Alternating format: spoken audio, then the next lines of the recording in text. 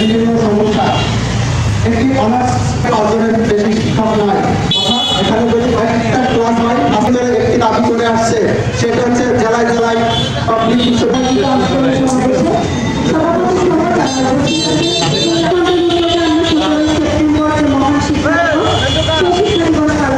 সরকারকে সুশিক্ষার ব্যবস্থা করে দিন। সরকারি বলবেন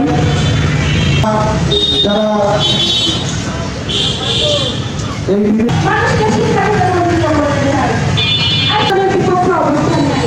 তারাও